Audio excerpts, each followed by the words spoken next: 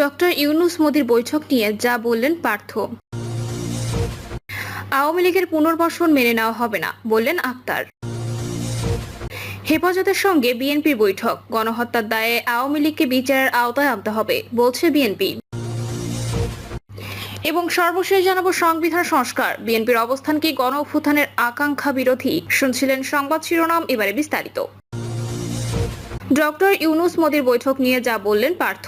বাংলাদেশ জাতীয় পার্টির চেয়ারম্যান আন্দালিব রহমান পার্থ বলেছেন, বাংলাদেশের অন্তর্বর্তীকালীন সরকারের প্রধান উপদেষ্টা ডক্টর মোহাম্মদ ইউনূসের সঙ্গে ভারতের প্রধানমন্ত্রী নরেন্দ্র মোদির দ্বিপাক্ষিক যে আলোচনা হয়েছে তা আমাদের দেশের জন্য ভালো কিছু নিয়ে আসবে। বর্তমান অন্তর্বর্তীকালীন সরকার জনগণের ভোটের সরকার না হলেও এটি জনগণের সরকার। আমরা সবাই বর্তমান অন্তর্বর্তীকালীন সরকারকে সহযোগিতা করছি, তাদের পাশে রয়েছি যাতে অন্তর্বর্তীকালীন সরকার কোনো মতেই ব্যর্থ না হয়। বিজেপি চেয়ারম্যান আরো বলেন, প্রধান উপদেষ্টা বলেছেন ডিসেম্বর থেকে জুনের মধ্যেই নির্বাচন হবে, তবে আমি বিশ্বাস করি ডিসেম্বরের মধ্যে নির্বাচন হবে, আর প্রয়োজনীয় সংস্কারগুলো হবে, আর যেগুলো হবে না সেগুলো জনগণের নির্বাচিত সরকার করবেন। পার্থ আরো বলেন, অন্তর্বর্তীকালীন সরকার কি কি সংস্কার করবে সেগুলো আমরা এখনো নিশ্চিত হইনি। সংস্কারের ওপর আগামীতে অনেক কিছু নির্ভর করে। আগামীতে কেমন নির্বাচন হবে, প্রার্থী কারা হবেন বা হতে পারবেন। এছাড়াও তিনি বলেন, আগামী নির্বাচনে বিজেপি দল গোছাচ্ছেন, বিজেপি আগের চেয়ে এখন আরো বেশি শক্তিশালী দল। আওয়ামী লীগের পুনর্বাসন মেনে নেওয়া হবে না বললেন আক্তার। বাংলাদেশে আওয়ামী লীগ যে গণহত্যা ও মানবতা বিরোধী অপরাধ চাপিয়ে দিয়েছে, তাতে করে কোনোভাবেই এই দলের পুনর্বাসনে মেনে নেওয়া হবে না। আওয়ামী লীগের কেউ যদি অনুপ্রবেশের চেষ্টা করেন তাদের আইনের কাছে সোপর্দ করার কথাও বলেন তিনি।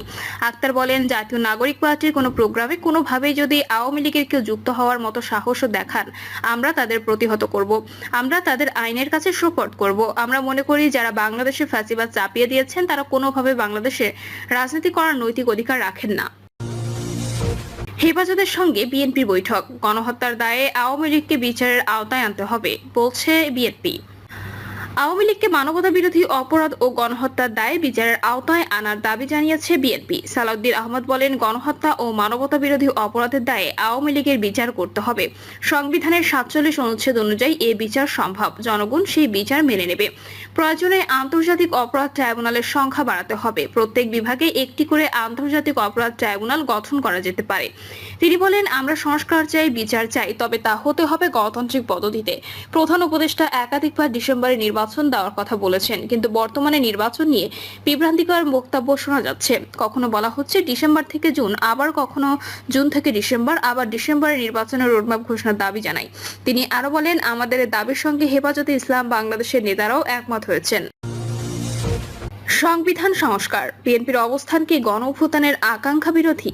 রাষ্ট্র সংস্কারের জন্য গঠিত অন্তর্বর্তী সরকারের কমিশনগুলোর প্রস্তাবনাগুলি নিয়ে বিএনপির মতামত বিভক্ত। কিছু প্রস্তাবের সঙ্গে তারা পুরোপুরি ঐক্যমত পোষণ করেছে এবং কিছুর সঙ্গে আংশিক।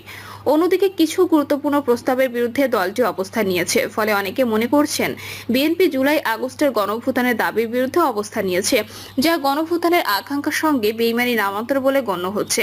জুলাই আগস্ট গণঅভ্যুত্থানে অংশগ্রহণের মূল কারণ ছিল শেখ হাসিনার কর্তৃত্ববাদী সরকারকে উৎখাত। এই উদ্দেশ্যে সব দলমত গোষ্ঠীর মানুষ একত্রিত হয়েছিল।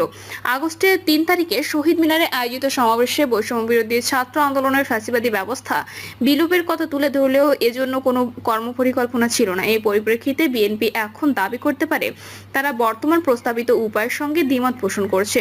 সংস্কার কমিশনের প্রস্তাবগুলো ফ্যাসিবাদী ব্যবস্থার বিলোপ সাধনের একটি উপায় বটে, তবে একমাত্র নয়।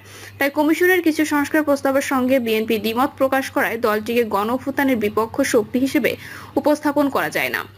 সব সংস্কার কমিশনের প্রস্তাব নিয়ে বিস্তারিত আলোচনার জায়গা এটি নয়। সব ধরনের বিষয় নিয়ে কথা বলার জন্য প্রয়োজনীয় বিশেষজ্ঞ জ্ঞান ও লেখকের নেই। আমি এ আলোচনায় শুধু সংবিধান সংশোধনের জন্য প্রস্তাবিত গণভোট এবং সংবিধানের প্রস্তাবনায় উল্লেখিত মূলনীতি সংশোধন সংক্রান্ত প্রস্তাব নিয়ে কথা বলবো।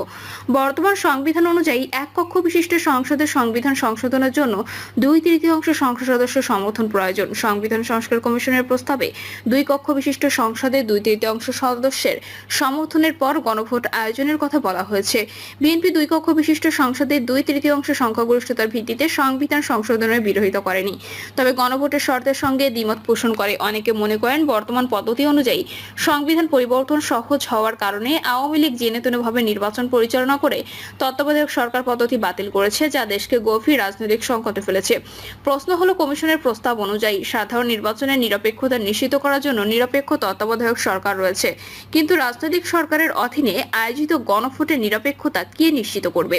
সুতরাং বিএনপির গণভোটের বিরোধিতাকে গণ অভ্যুত্থানের দাবির বিরোধিতা হিসেবে দেখা ঠিক হবে না। এটি বরং বাংলাদেশের বাস্তবতা বুঝে একটি বড় দলের উচিত আচরণ প্রদর্শন। যারা বাংলাদেশের বর্তমান সংবিধানকে ফ্যাসিবাদী ব্যবস্থার রক্ষক মনে করেন, তারা আসলে যে সংবিধানকে তাক করে গুলি ছোড়েন তা পঞ্চম সংশোধনীর পূর্ববর্তী এবং পঞ্চদশ সংশোধনীর পরের সংবিধান। পঞ্চম সংশোধনীর পরে জাতীয়তাবাদ, সমাজতন্ত্র, গণতন্ত্র, ধর্মনিরপেক্ষতা যে অর্থ দাঁড়ায় তা বাংলাদেশের সংবিধান সংস্কার কমিশনের প্রস্তাবিত মূলনীতিগুলোর সঙ্গে অনেকাংশে মিলে যায়। জাতীয়তাবাদ প্রত্যয়টি এখানে শুধু বাঙালি জাতীয়তাবাদকে নির্দেশ না করে বাংলাদেশি জাতীয়তাবাদের কথা বলার কারণে তা বহুত্ববাদী মূল্যবোধকেও লালন করে। এছাড়া সমাজতন্ত্র শব্দটি সামাজিক ও অর্থনৈতিক ন্যায় বিচার অর্থে ব্যবহৃত হয়েছে, যা বাংলাদেশের স্বাধীনতার ঘোষণাপত্রে উল্লিখিত স্বাধীনতার চেতনাকে সমর্থন করে।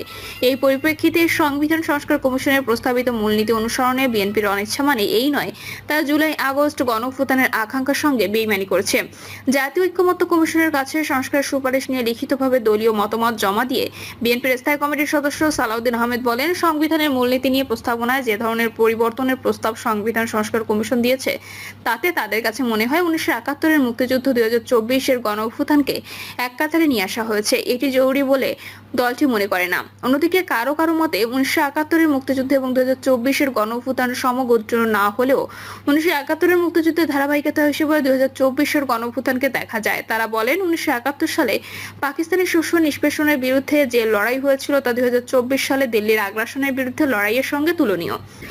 তাদের উদ্দেশ্য বলা যায়, 1979 সালে পঞ্চম সংশোধনীর মাধ্যমে জিয়াউর রহমান সংবিধানে যুক্ত করেন রাষ্ট্র ইসলামী সংহতির ভিত্তিতে মুসলিম দেশসমূহের মধ্যে ভ্রাতৃত্ব সম্পর্ক সংহত, সংরক্ষণ ও জোরদার করিতে সচেষ্ট হইবেন। ইতিহাস সাক্ষ্য দেয়, এই অনুচ্ছেদ অন্তর্ভুক্তির পেছনে মূল কারণ ছিল দিল্লির ক্ষমতা বলয় থেকে বাংলাদেশকে বের করে আনার বিষয়কে প্রাতিষ্ঠানিক রূপ দেওয়া। এদিক থেকে 2024-এর গণঅভ্যুত্থানকে 1971-এর মুক্তিযুদ্ধের ধারাবাহিকতার বদলে এবং 1975-এর জিয়াউর রহমানের ক্ষমতা গ্রহণের ধারাবাহিকতা হিসেবে দেখা যায়।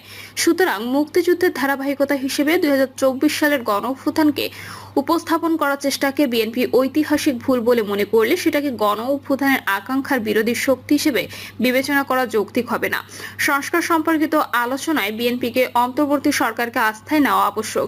এই আস্থা অর্জনের লক্ষ্যে দলটিকে প্রধানমন্ত্রীর মেয়াদ সীমা সহ তাদের অন্যান্য সংস্কার প্রস্তাব কেন সংস্কার কমিটির প্রস্তাবের চেয়ে উত্তম বা ফ্যাসিবাদী ব্যবস্থার বিলোপে অধিকতর সহায়ক তা স্পষ্ট করতে হবে।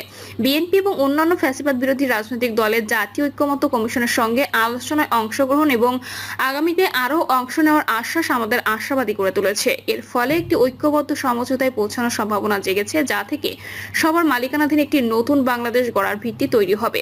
এই সময় বাংলাদেশের জনগণের রাষ্ট্রের মালিকানার অনুভূতি তীব্রভাবে প্রয়োজন, যা তাদের রাষ্ট্র গড়ার কাছে আরও সক্রিয় করবে।